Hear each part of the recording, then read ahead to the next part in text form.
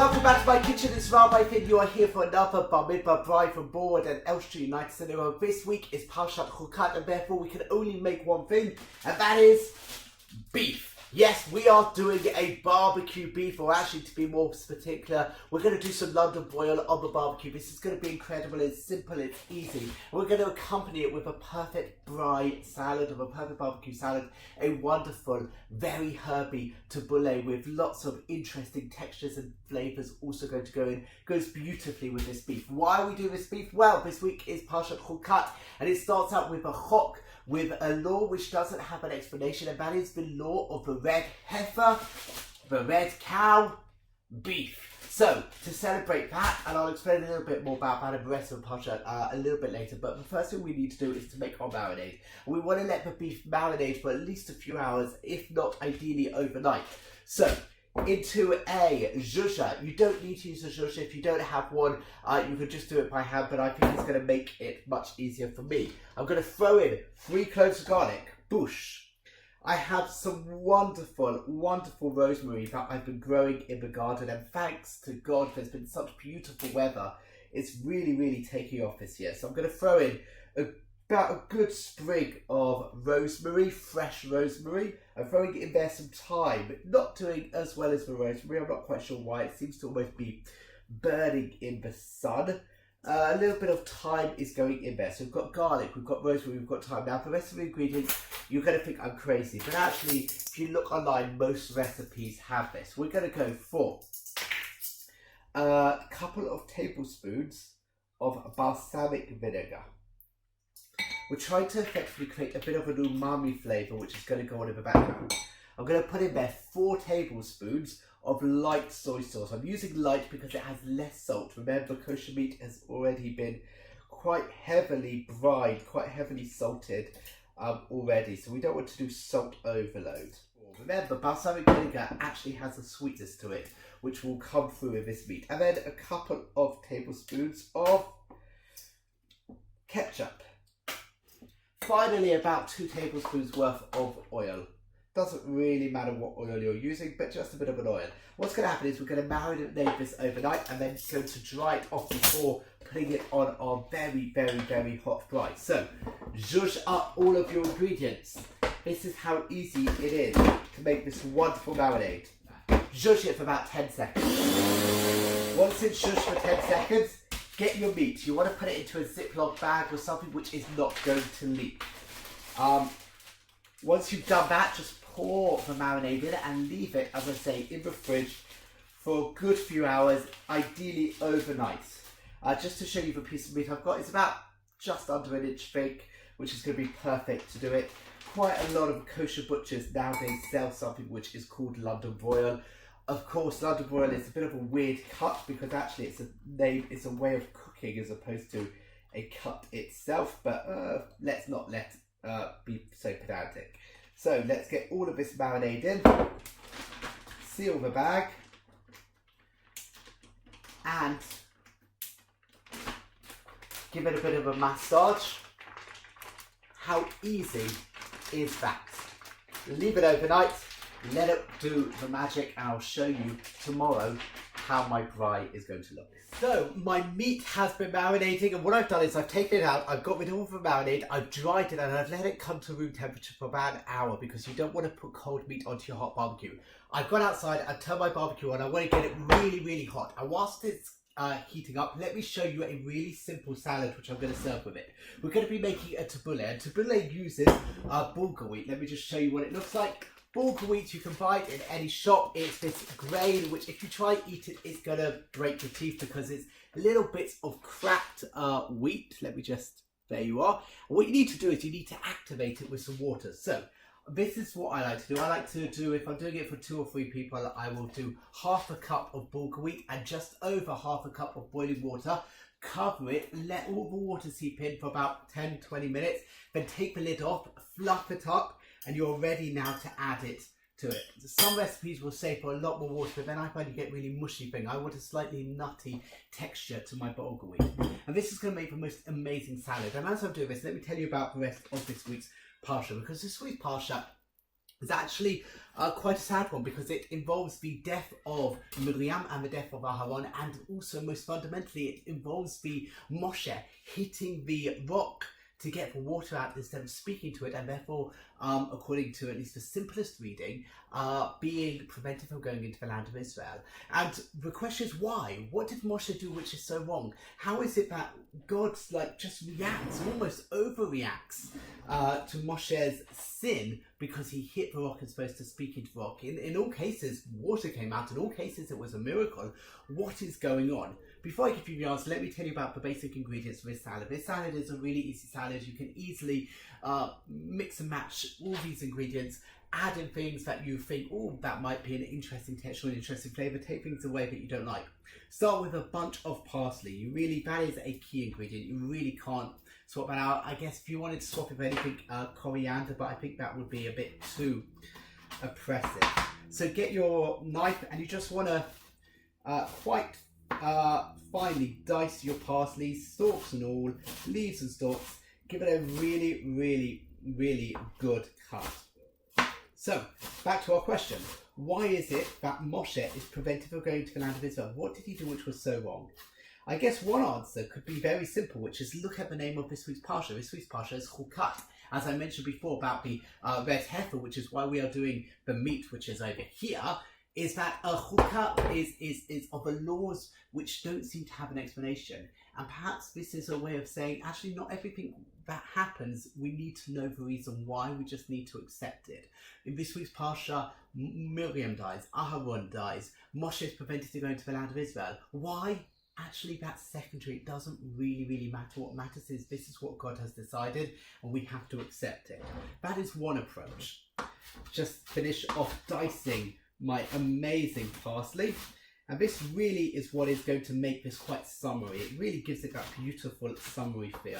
I want it a little bit more. Before I tell you the second very cool reason, I think, why Moshe is prevented from going into the land of Israel. In fact, I should probably say that there are loads of reasons. According to one approach, there's 13 different reasons or 13 different sins ascribed to Moshe. Next ingredient, dried apricots. I love this. It just gives a real fruitiness and zing to this amazing salad. And this really is what starts to bring it to life. One of the craziest answers given is by Barbanel, who says that the reason Moshe is not allowed to go into the land of Israel is because the Jewish people didn't deserve for Moshe to take them into the land of Israel. The Jewish people didn't deserve for Moshe to be their leader. Which is a slightly crazy answer, because did the Jewish people hit the rock? No, it was Moshe. Did the Jewish people disobey God's order? Well, plenty of times, but not in this case. So how can he say that they didn't deserve for Moshe to take them into the land of Israel? Again, all of my apricots are going into this incredible tabouleh. The barbecue is heating up outside. I'm now going to do basically a good handful of black olives. I love black olives. And again, you're just trying to finely dice all these wonderful olives. So, what is it? Back to it. The Jewish people didn't deserve for Moshe to be their leader. How on earth do we get that from God tells Moshe, because there's no water, to speak to the rock? Moshe hits the rock. What have the Jewish people got to do it? It seems that they're just like innocent bystanders. Think about the context of the events. When is all of this happening? Why is it all happening? Because Miriam has died. Miriam has died, and therefore the water, the Be'er Miriam, the well of Miriam has dried up. The well of Miriam, which flowed with water in her honor, is no longer flowing. And so the Jewish people complain, and Moshe loses his temper and hits the rock. But what's going on at this time in Moshe's life? Think about it. What is going on? Moshe is in mourning. Moshe has lost his sister. Moshe has lost the person who stood in the bushes to check on him that he was okay when he was put into the basket, into Pharaoh's, into the river Nile. Moshe has lost his rock.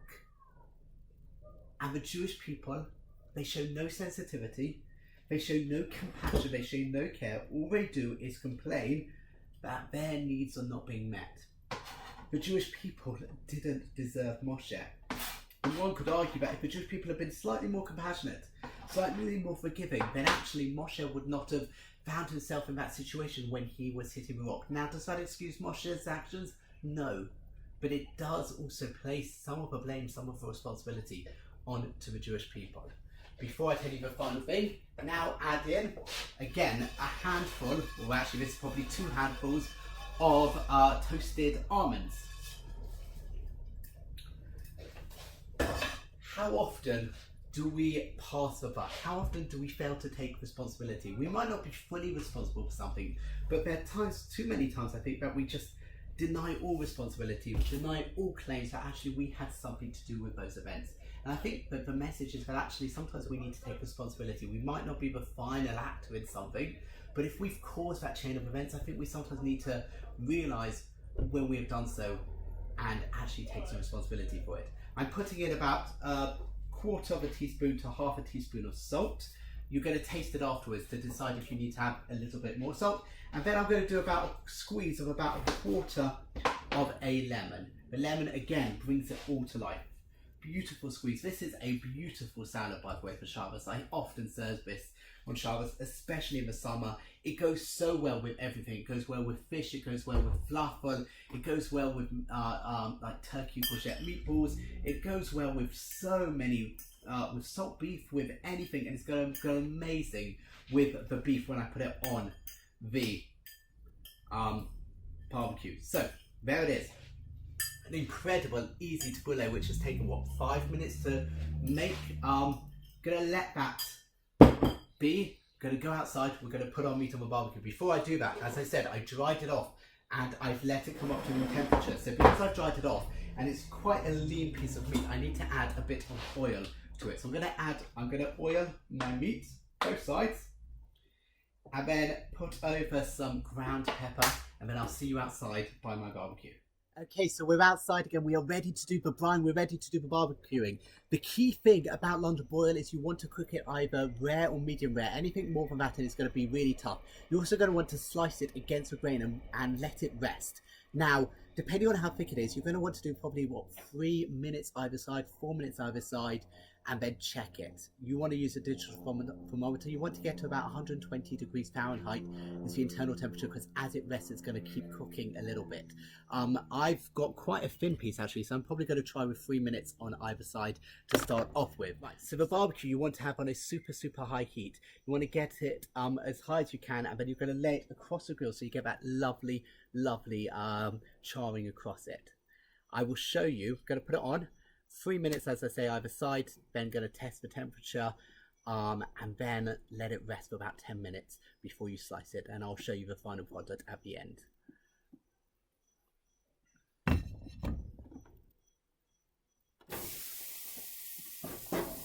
So my meat has come off the barbecue. It is now currently resting. I forgot to share with you a couple of extra ingredients that I like to add into my tabouleh. Good thing I haven't served it yet. The first is a good handful of cranberries. And the final ingredient I like to put in is, again, a good handful of sultanas. As I mentioned before, all of these are completely optional, but I really like the idea that there's like just different textures, different flavors. If you have some pomegranate seeds, they go absolutely incredible in this. Give it a final mix. Taste it for seasoning. You might want to add a little bit more salt. You might want to add a bit more lemon juice. That is completely up to you. Now, it's really important to let your beef rest, but let me just show you. There it is, my London broil that has been on the barbecue. So easy, so simple. Let's give it a slice. This is a moment of truth. It's so easy to overcook meat, but give it a slice onto my slicing board. You want to slice it against the grain, so you're not going to go lengthways, you're going to go widthways. And try and get it as thin as possible. You can serve this hot, as I'm going to do now, or serve it cold, which goes beautifully as a salad. If you're going to be serving it cold, I would actually wait till this cools down and then try and slice it as thin as you possibly can. Use a very sharp knife. Oh, that is perfect. I want to get stuck in. This looks absolutely incredible. Let me just show you the final picture. That looks absolutely incredible. I'm not going to waste any more time speaking to you guys. You're great, but this is even better. Make this. Shabbat Shalom. Have a great week. Bamidbar Braai rocks. Amazing. Give this a go.